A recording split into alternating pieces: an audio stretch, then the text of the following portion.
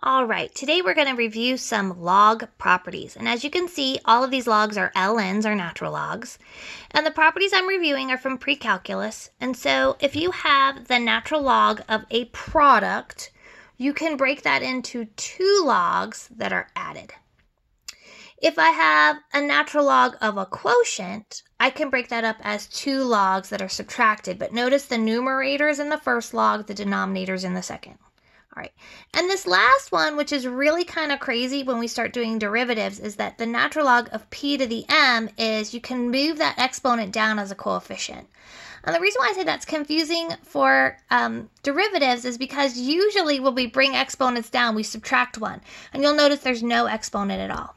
Okay, why are we talking about these log properties? Well, we want to take derivatives of logs, and it turns out that you don't want logs of a big hot mess.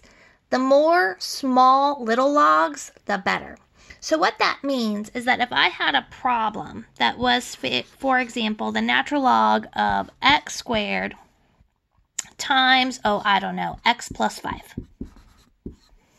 Okay, so this is the natural log of all of this. Well, what I would notice is that this is a product. So I would want to, before I go take any sort of derivative or anything, I just want to rewrite this into little logs using the properties up above. Since it's a product, we know that we can break it up as addition, okay? So this is going to be the equivalent of saying the natural log of x squared plus the natural log of x plus 5. So for a lot of students, they even look at it almost like distribution, like the log gets distributed to both parts. If that helps you in your brain, that's totally fine. But what I want you to notice is that I have two smaller logs attached through addition. So my product turns into two smaller logs attached with addition. Okay, now we could just leave it there. That would be good enough for calculus. However, if you wanted to use the power property, we'll call it the power property, you could bring that exponent of 2 down in front. So this is not a derivative. This is just using log properties.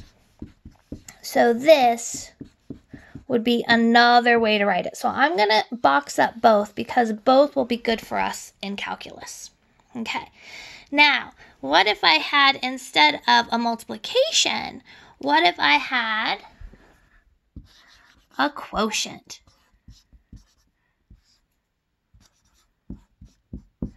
So let's say I had the natural log of x squared divided by 3x minus 7.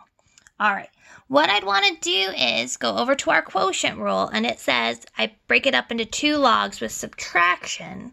The numerator goes first, the denominator goes second. So according to this will break up as the natural log of x squared minus the natural log of 3x minus 7. Okay, again, that'll be good enough for us in calculus, but if you want to bring that exponent down using log properties, you could also write 2 ln x minus the ln of 3x minus 7. So both of these are good for me. Okay, now again, the motivation is we like lots of little logs when we're playing in calculus versus one gigantic one. All right, so practice the log properties in 4.4.